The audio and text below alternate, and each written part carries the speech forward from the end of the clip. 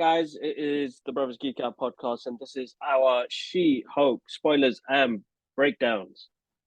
But yeah, Gilman's done the hard work. I'm just going to join in and give you my thoughts. But yeah, G-Man, lead the way, bro.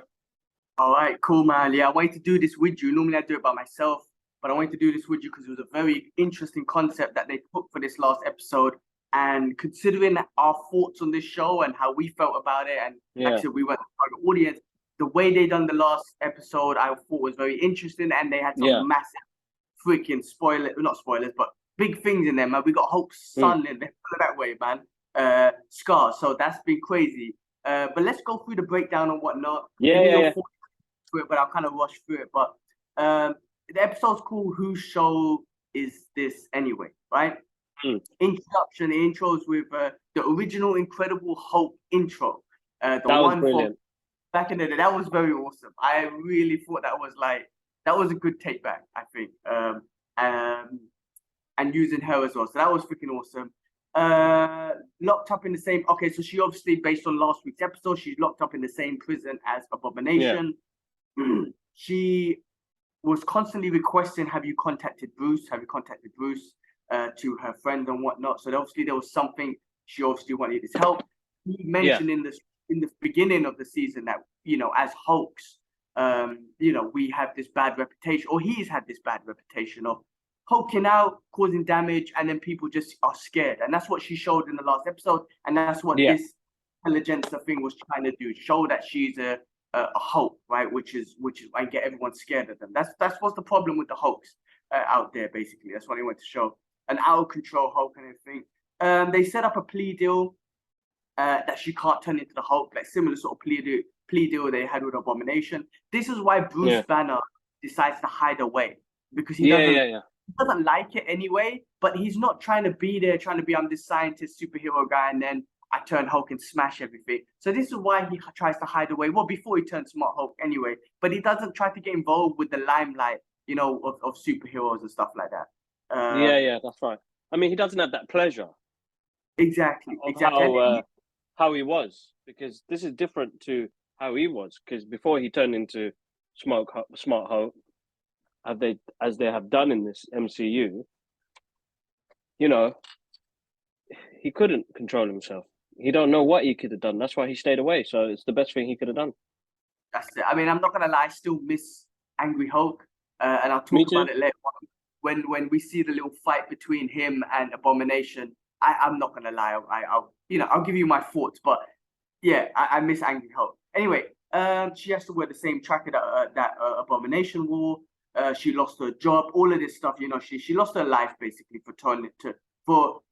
I guess becoming a Hulk, right? Getting angry as a Hulk, which is what intelligence.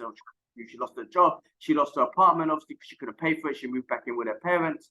And then, she sets a mission with her friend Nikki to find the Hulk King, which we find out later is that basic dude, Todd Phillips. But very basic dude, and intelligence and whatnot. Anyway, so they're doing that research and whatnot. She goes to Blonsky's resort. She tries to call Banner, Bruce. The message failed, or she tried to text him. She tried to text Blonsky. That message failed as well. But she went to his resort based on the episode like 2 episodes ago when he was like, just come back whenever. So she went there.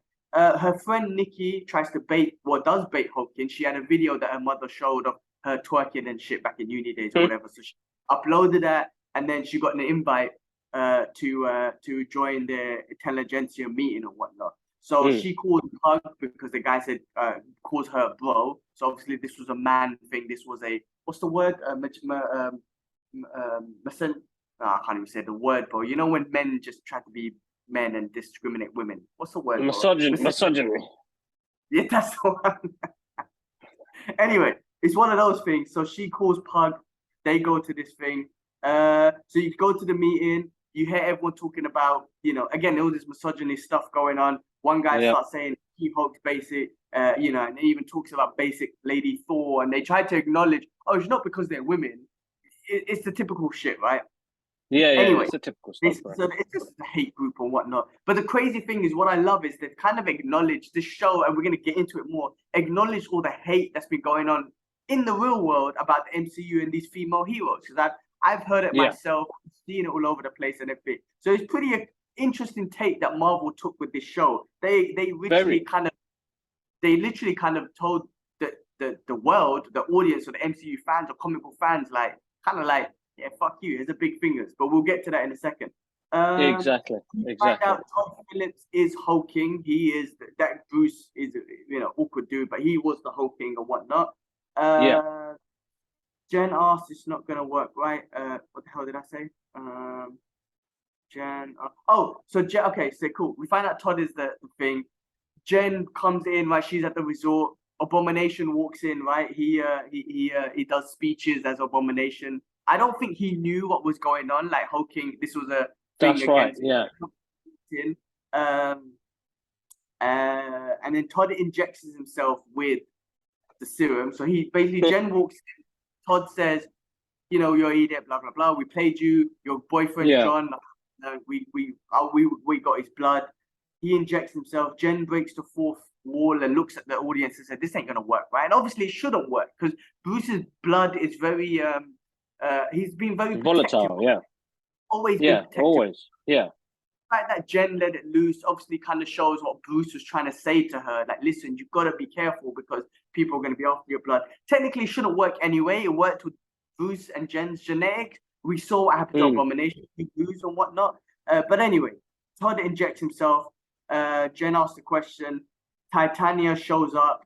It's very messy. She acknowledges what the hell's going on. This is very messy.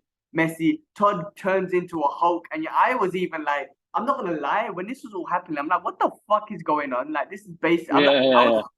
Basic, right? And this is what I loved about the show when we're gonna get to it. It's very messy. Bruce shows up, Hulk arrives, he kind of saves the day type of thing. He was went to fight Abomination. Abomination was trying to be like, oh no, chill, you don't understand what's going on. The reason why I brought up earlier that I thought that was basic, bro, he looked so much smaller in Incredible Hulk and him look in the same size. Now I know in episode 1 or 2, he acknowledged I'm literally a new character. They acknowledged that, it's not who's the actor, man? Shit, why have I gone blank? Tim Roth. No, the original Incredible Hulk. Come on, man. Mark Ruffalo. No. Oh, Edward Norton.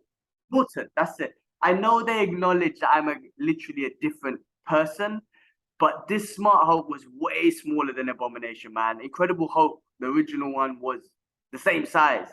So I was a bit like, come on. Plus, anyway, when they were punching each other, man, there was no Hulk punches, man. That was like some basic punches. Anyway, I was saying that this is basic. What the fuck is going on here? And then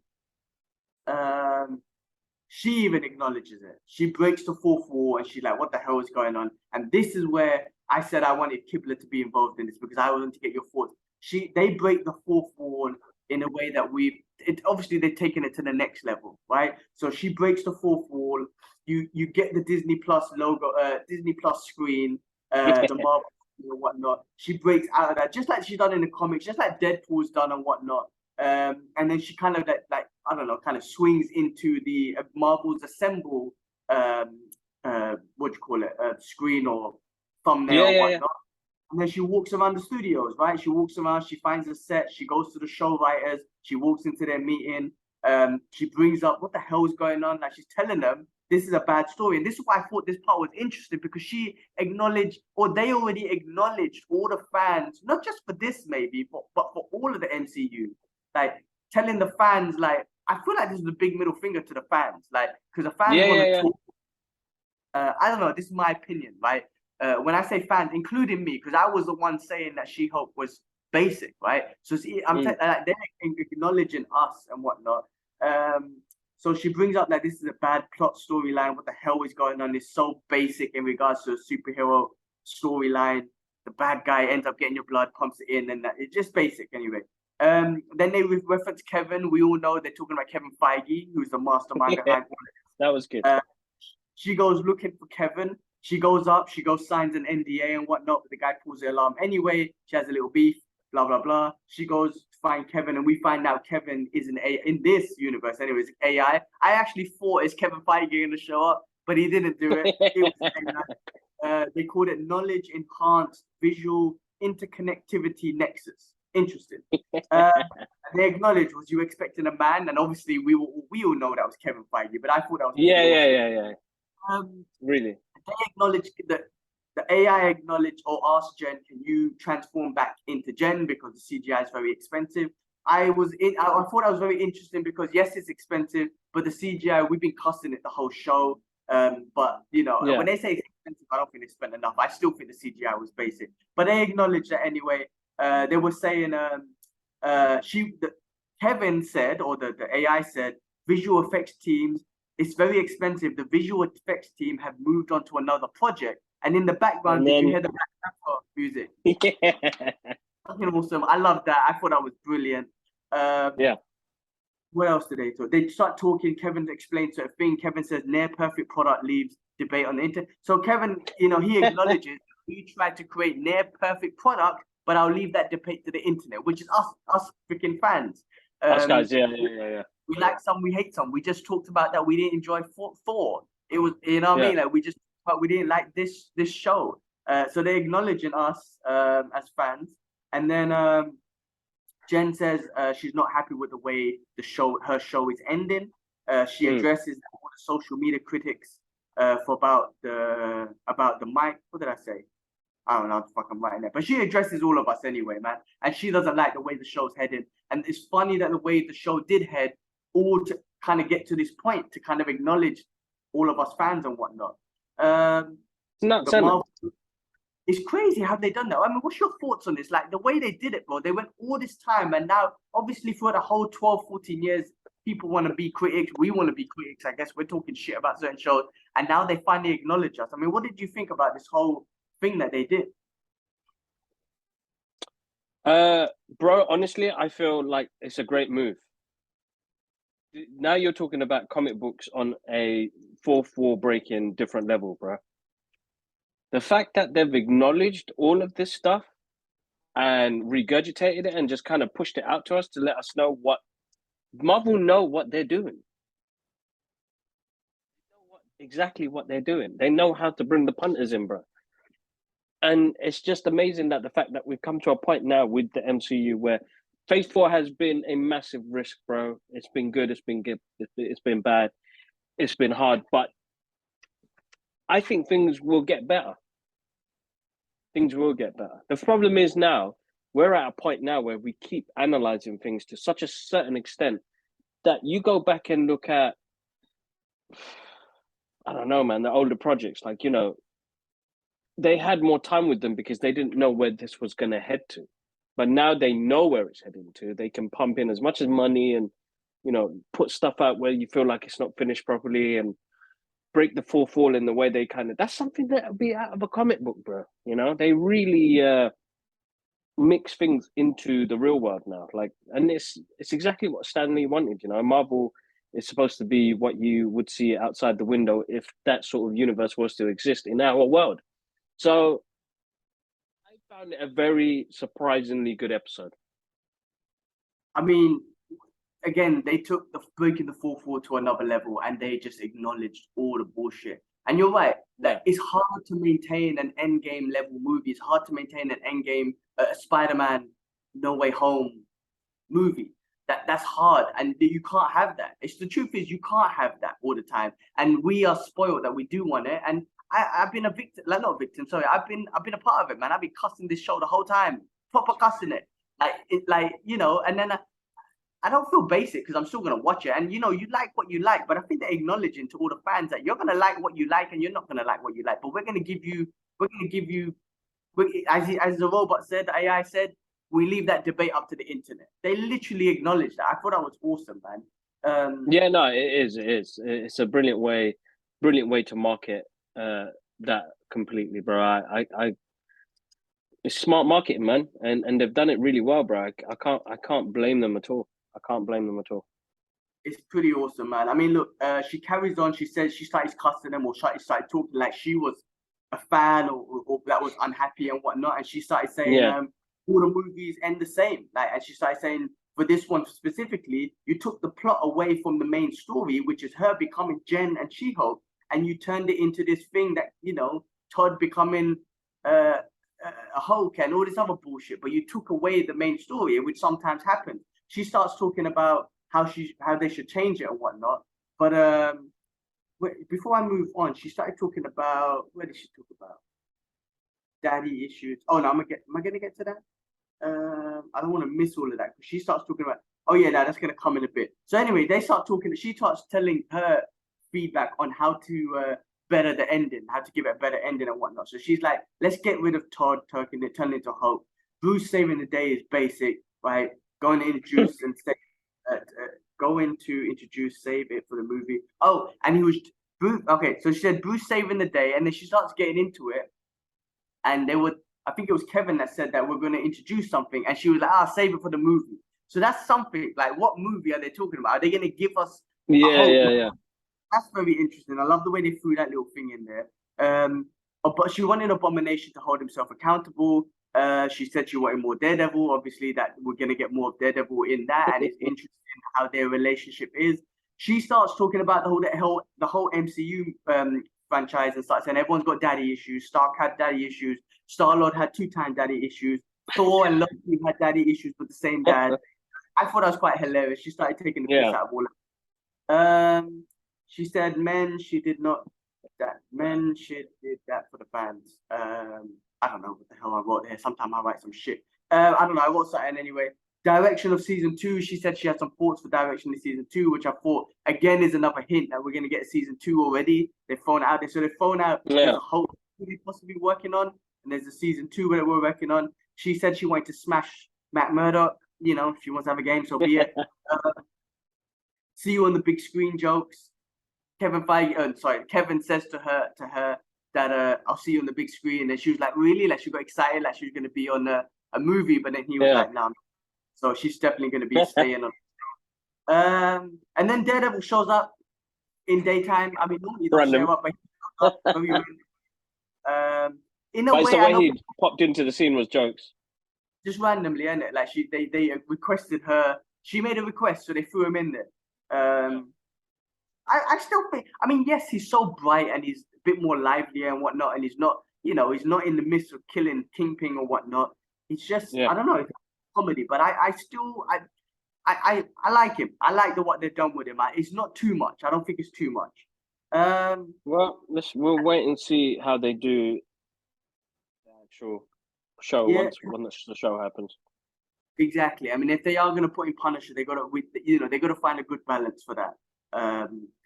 Titania knew who Daredevil was. Interesting that She-Hulk didn't know who he was, but Titania was recording it and she knew who Daredevil was, so that was interesting. Youngski's gone back to prison because of his he broke his parole things and whatnot. They have a barbecue for some weird reason that reminded me of a Foster barbecue. But anyway, they were at a barbecue. Matt Murdock was there. He was getting questioned by the family as they were gonna have a full, her and him and Jen were having a relationship, and the fathers were and the family was interviewing Matt Murdock and stuff like us, what kind of money you make and Hell's Kitchen. I found interesting. Welcome to my life, she says. So I wonder if there's gonna be if him and Jen are gonna have a relationship, or is it just a little fling? Because my guy wasn't he in a relationship with Karen, or did he break that up with Karen? I don't know. We'll find out. We have no idea, bro. We'll find that out soon anyway. She says, welcome to my life. So it'll be interesting to see if they carry that on, that relationship up. Hulk shows up. So this is the biggest spoiler and one of the biggest things from the show. Hulk shows up. He's been away in Sakaar, and he introduces his son, Scar, which I thought was a big thing. I mean, I don't know where they're taking it. We all want World War Hulk. Hulk's too nice to give us a World War Hulk. We don't know where they're taking it. That's a big thing into the MCU, man. I mean, the meme I sent you was hilarious, though. The one with someone made a meme which I thought was hilarious, which was Hulk and Black Widow, and he was saying, "I can't have kids." You know, when they were gonna have a relationship from Age of Ultron. Yeah. She was like, "Neither can I." Then it was the scene where Hulk was flying off, and she was like, "Come back," and then it was like Hulk saying, "Nah." Then he comes up with a kid, and then she's dead. I was like, that was hilarious. I don't know. But yeah, it's interesting. No, that was good. It was fun, man. He brought him down. What they're gonna do with Hulk's son? I thought that was interesting. I don't know if you got any theories. I don't know much about him, to be honest with you. But I don't know if you got. No. So he's gone to Sakaar. We don't know how long. the She-Hulk episode, season spans over? Is it 1 year, 2 years? How does that work? If it's like that, then when you go to space, time is different to what it is on Earth. So yeah, I mean, he's gone there. Does he do the World War Hulk thing? I mean, I think they just do that part in that place. But she hinted on a Hulk movie, and that story, Planet Hulk, is so vast, bro. and it's going to be Angry Hulk. Like, Yeah. It can't be Smart Hulk. yeah, he can't come back as World War Hulk as Smart Hulk. I mean, but he already came back with the son and introduced his son. So I don't know where they're going to take it, but they've hinted on a movie, right? Like when Jen and Kevin were talking. Yeah. Unless World War Hulk is his son goes out of control. I don't know. He seemed very quiet and disciplined and whatnot when he introduced him, but maybe World War Hulk happens with the son. I don't know, but I still want Angry Hulk back, man. Miss him. No, definitely. Cool. What happens? She-Hulk acknowledges. Oh, before that, She-Hulk acknowledged Todd Phillips saying, "I'm gonna see you in whatnot." She goes up to the court. She gets interviewed, and she makes a statement. She's saying, "She-Hulk is coming for you both as Jen and She-Hulk." So I think she's acknowledged that she's gonna be a superhero now, right? As Jen as a lawyer, as She-Hulk, just like Matt Murdock in a way. Yeah. All right, that was it, and then we get to the end credit scene where we get Wong back, right? He comes back. He breaks Blonsky out of prison and he's going to live in Comatage. He does express that because Blonsky says like you're late. Was you involved in another was you watching your TV shows or whatnot? And he makes a comment saying that we're in an era of peak TV, which I think again they're acknowledging all the shit that we're getting on TV. Not just I don't even think just the MCU stuff, just in general, we are in the peak of TV. I reckon. Yeah. Of course. And then as they're walking in there, Blonsky makes a comment saying, "Is there Wi-Fi in the Comatage?" Which I think reflects back to the first Doctor Strange when they give him the Wi-Fi password and whatnot. Yeah. So yeah, man, look, that was a very interesting show, man. They took it to a very different direction. Considering how the show went, and I didn't like it when they got to the episode and it was starting off to be shit and messy, and then it just acknowledged everything. I was like, damn, this is where Marvel's just so smart in the fact where they're smart like, you know what they're doing, exactly. Now, yeah, we're gonna talk to you fans directly through this show. I thought that was awesome. Very, very, very good way of the way they've done that. I can't fault them for that, and that's what made me enjoy the show. And overall, it makes you wonder. In between, it didn't make no sense. We're heading to this part where they're saying we're going to interact with you guys through these shows, through these movies in a different way now. So that'd be interesting because now you're going to have somebody like Deadpool and She-Hulk that breaks the fourth wall. That in between a movie, she could be breaking the fourth wall anytime now. So she'll be talking to us, which is great. That's interactive TV, bro. Man, yeah, that is crazy. Interactive TV, bro. That's interactive TV happening there and then, bro. So we are in a very good place right now, bro, of really cool stuff happening. Definitely, man. Absolutely awesome. I'm happy that they finished it in a way where don't get me wrong, I wasn't hyped, like, oh my God, this is the best thing in the world. Even when they introduced Scar, I was like, oh shit, this is amazing. But to me, I still wasn't like hyped, but bro, they definitely took it. They definitely ended it well. Like, I'm glad they ended it well. I'm glad they acknowledged everything. And again, it's just kind of telling the fans, well, I'll leave the debate up to you. Look, like we're gonna make our shows and our movies, and they're literally saying well, the debate is up to you. Look, so I love that. Exactly. I love that. It is up to us. It's our opinions. End of the day, no one should listen to us. So when I'm saying the show shit, no one should listen to me. Go watch it yourself and decide. Exactly. And vice versa. If someone else says it's shit, good for you. I'm gonna watch it for myself and decide if it's shit or not. Exactly. Oh yeah. No, overall, bro, really good, man. I've enjoyed it, man. That last episode was good, and I'm looking forward to seeing what they do next, bro. You know what I mean? So overall, yes, a bit messy, but ended it surprisingly well, bro. Surprisingly well, and I feel like it's exactly what they wanted. That's great marketing, bro. That's great marketing. All right, good on them. Good on them. Yeah, man. Well, look, man, we got Black Panther coming out in a month. I'm gonna book my ticket this week. I'm gonna book trying today, man. I think I I'm need gonna to try do and that do. as well. I need Yep, to do I that. might. I definitely need to do that. But all right, cool. Is there anything else? That was it about She-Hulk, man. I mean, look, normally we do like a 30-second highlights. Do you want to do that? I mean, I don't. We could do that separately if anything, but I don't think so. I think We do it separate. I don't think we need it anyway, so it's fine. This yeah. would be great. And if people are watching, then massive thank you. Click subscribe. Click that notification button. I'm gonna have those little icons come up now. So do it. Help us out. Help the Brothers Geek Out podcast be diverse.